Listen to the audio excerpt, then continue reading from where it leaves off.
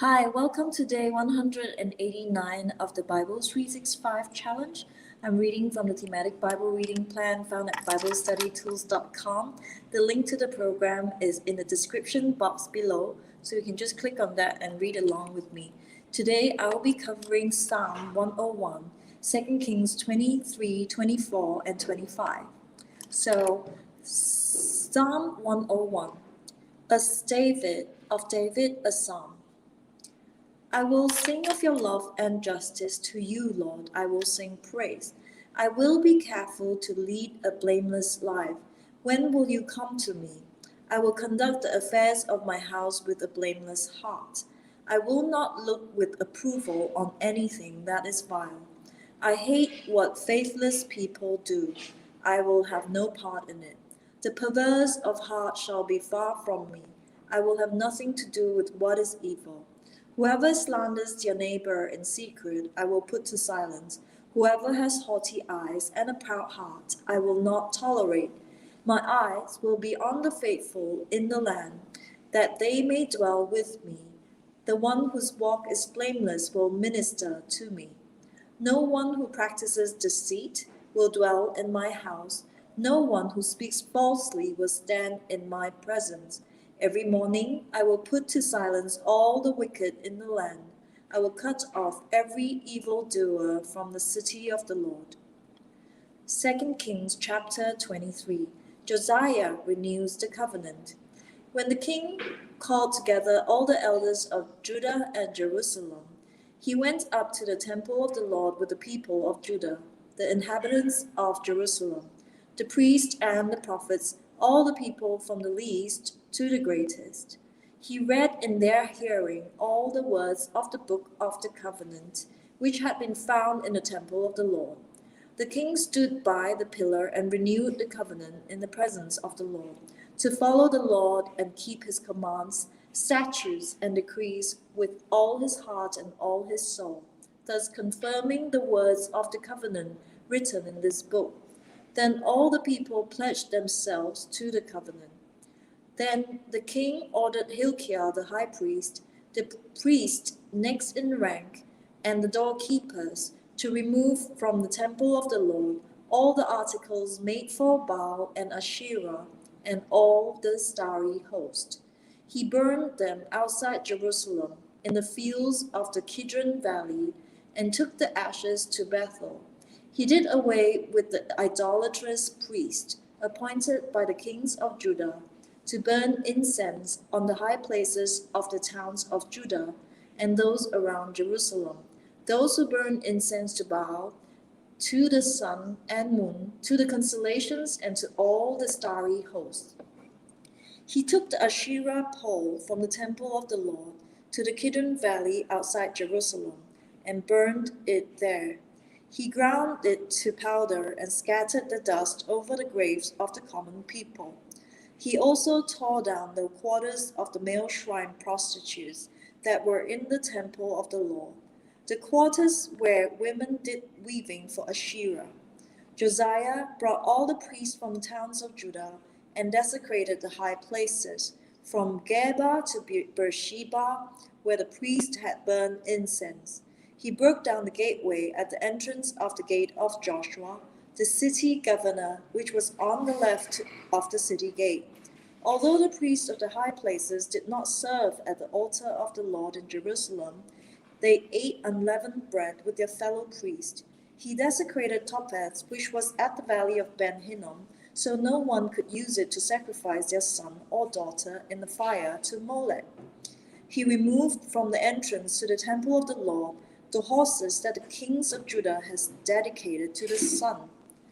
They were in the court near the room of an official named Nathan-Melech. Josiah then burned the chariots and dedicated to the sun. He pulled down the altars the kings of Judah had erected on the roof near the upper room of Ahaz, and the altars Manasseh had built in the two courts of the temple of the Lord. He removed them from there, smashed them to pieces, and threw the rubble into the Kidron Valley. The king also desecrated the high places that were east of Jerusalem, on the south of the hill of corruption, the ones Solomon king of Israel had built for Ashtoreth, the Baal goddess of the Sidonians, for Chemosh, the Baal god of Moab, and for Molech, the detestable god of the people of Ammon. Josiah smashed the sacred stones and cut down the Asherah poles and covered the sites with human bones. Even the altar at Bethel, the high place made by Jeroboam son of Nebat, who had caused Israel to sin, even that altar and high place he demolished. He burned the high place and ground it to powder, and burned the Asherah pole also. Then Josiah looked around, and when he saw the tombs that were on the hillside, he had the bones removed from them, and burned on the altar to defile it. In accordance with the word of the Lord proclaimed by the man of God, who foretold these things, the king asked, "What is that tombstone I see?" The people of the city said, "It marks the tomb of the man of God who came from Judah and pronounced against the altar of Bethel the very things you have done to it." "Leave it alone," he said. "Don't let anyone disturb his bones." So they spared his bones and those of the prophet who had come from Samaria. Just as he had done at Bethel, Josiah removed all the shrines at the high places that the kings of Israel had built in the towns of Samaria, and that had aroused the Lord's anger. Josiah slaughtered all the priests of those high places on the altar and burned human bones on them. Then he went back to Jerusalem. The king gave this order to all the people: "Celebrate the Passover to the Lord your God, as it is written in this book of the covenant.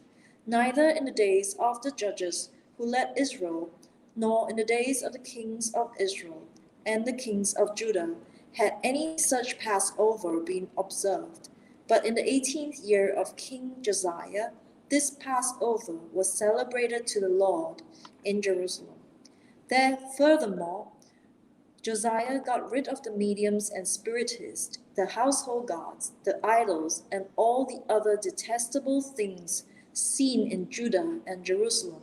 He did this to fulfill the requirements of the law written in the book that Hilkiah the priest had discovered in the temple of the Lord. Neither before nor after Josiah was there a king like him, who turned to the Lord as he did, with all his heart and with all his soul and with all his strength, in accordance to all the law of Moses. Nevertheless, the Lord did not turn away from the heat of this fierce anger. He burned against Judah because all that Manasseh had done to arouse his anger. So the Lord said, "I will remove Judah also from my presence, as I removed Israel, and I will reject Jerusalem, the city I chose, and this temple about which I said, 'My name shall be there.' As for the other events of Josiah's reign and all he did, are they not written in the book of the annals of the kings of Judah?"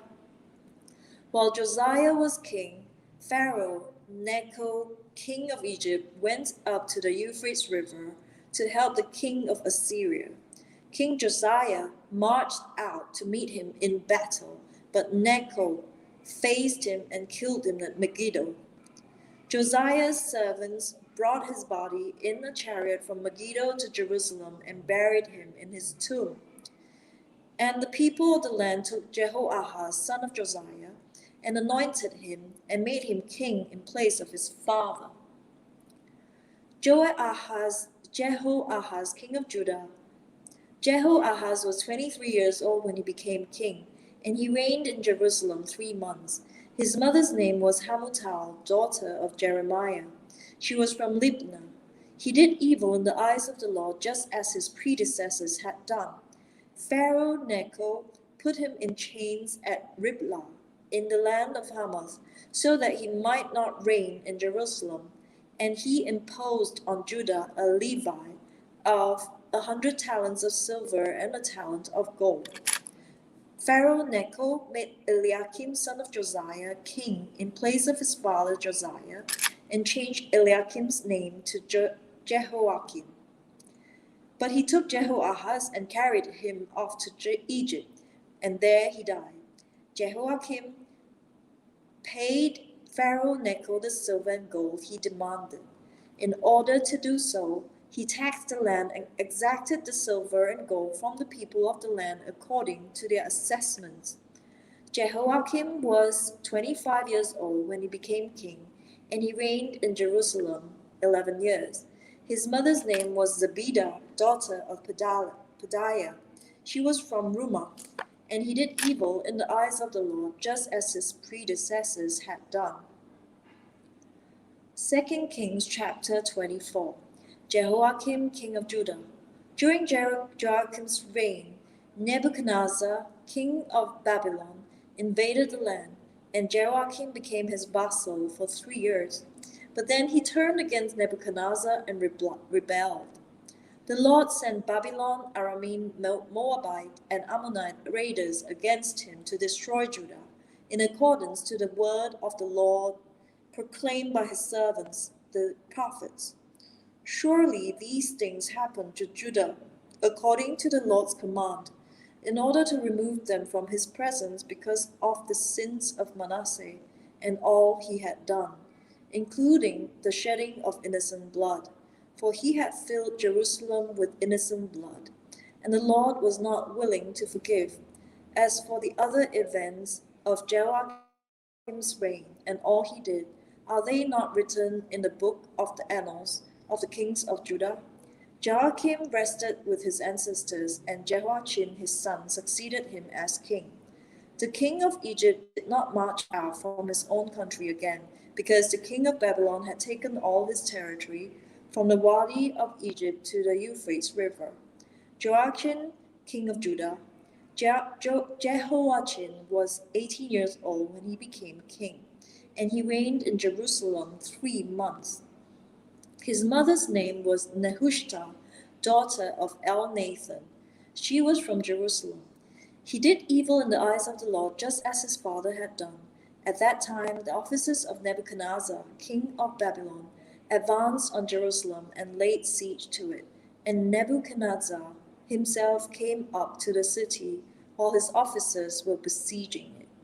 Jehoiachin, king of Judah, his mother, his attendants, his nobles, and his officials all surrendered to him. In the 8th year of the reign, the king of Babylon, he took Jehoiachin prisoner. As the Lord had declared, Nebuchadnezzar removed the treasures from the temple of the Lord and from the royal palace, and cut up the gold articles that Solomon, king of Israel, had made for the temple of the Lord. He carried all Jerusalem into exile, all the officers and fighting men, and all the skilled workers and artisans, a total of 10,000. Soon only the poorest people of the land were left. Nebuchadnezzar took Jehoiachin captive to Babylon. He also took from Jerusalem to Babylon the king's mother, his wives, his officials, and prominent people of the land.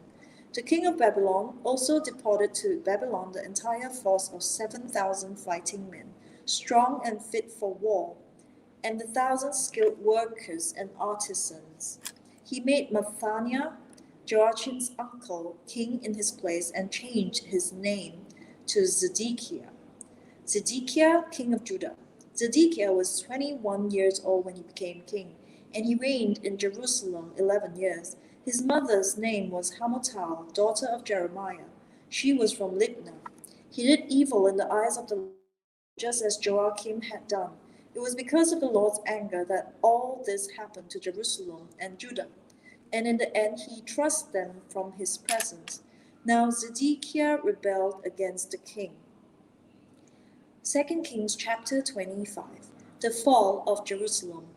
So in the 9th year of Zedekiah's reign, on the 10th day of the 10th month, Nebuchadnezzar, king of Babylon, marched against Jerusalem with his whole army. He encamped outside the city and built siege works all around it. The city was kept under siege until the 11th year of King Zedekiah. By the 9th day of the 4th month, the famine in the city had become so severe that there was no food for the people to eat. Then the city was broken through, and the whole army fled at night through the gate between the two walls near the king's garden. Though the Babylonians were surrounding the city, they fled toward the Arabah. But the Babylonian army pursued the king and overtook him in the plains of Jericho. All his soldiers were separated from him and scattered, and he was captured. He was taken to the king of Babylon at Riblah, where sentence was pronounced on him. They killed the son of Zedekiah before his eyes. Then they put out his eyes, bound him with bronze shackles, and took him to Babylon. On the 7th day of the 5th month, in the 19th year of Nebuchadnezzar, king of Babylon, Nebuzaradan, commander of the imperial guard, an official of the king of Babylon, came to Jerusalem. He set fire to the temple of the Lord, the royal palace, and all the houses of Jerusalem. Every important building he burned down. The whole Babylonian army, under the commander of the imperial guard, broke down the walls around Jerusalem. Nebuzaradan, the commander of the guard, carried into exile the people who remained in the city, along with the rest of the populace and those who had deserted to the king of Babylon. But the commander left behind some of the poorest people of the land to work the vineyards and fields.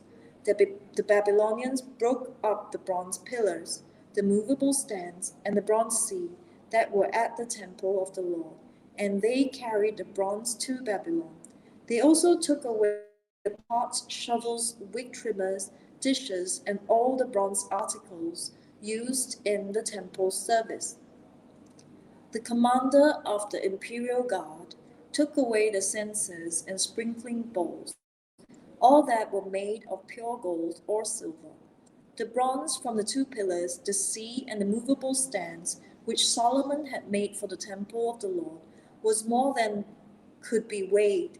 Each pillar was 18 cubits high.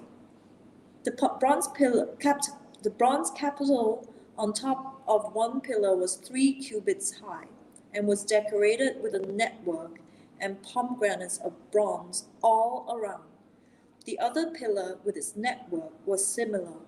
The commander of the guard took as prisoners Seraiah the chief priest, Zephaniah the priest next in rank, and the 3 doorkeepers. Of those still in the city, he took the officer in charge of the fighting men and 5 royal advisers. He also took the secretary, who was chief officer in charge of conscripting the people of the land, and 60 of the conscripts who were found in the city. Nebuzaradan, the commander, took them all and brought them to the king of Babylon at Riblah. There at Riblah, in the land of Hamath, the king had them executed. So Judah went into captivity away from her land. Nebuchadnezzar, king of Babylon, appointed Gedaliah son of Ahikam, the son of Shaphan, to be over the people he had left behind in Judah. When all the army officers and their men heard that the king of Babylon had appointed Gedaliah as governor, they came to Gedaliah at Mizpah. Ishmael son of Nethaniah, Johanan son of Kareah, Seraiah son of Tanhumeth, and Netophathite, Jezaniah the son of the Maacatite, and their men. Gedaliah took an oath to reassure them and their men. Do not be afraid of the Babylonian officials, he said. Settle down in the land and serve the king of Babylon, and it will go well with you.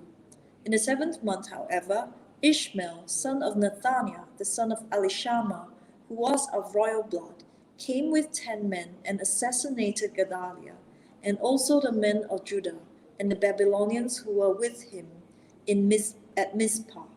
At this, all the people from the least to the greatest, together with the army officers, fled to Egypt for fear of the Babylonians. Jehoiachin released.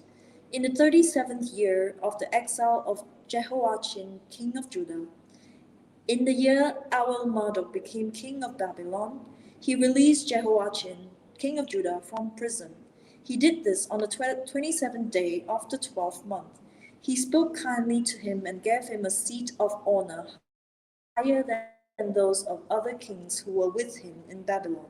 So Jehoiachin put aside his prison clothes and for the rest of his life ate regularly at the king's table.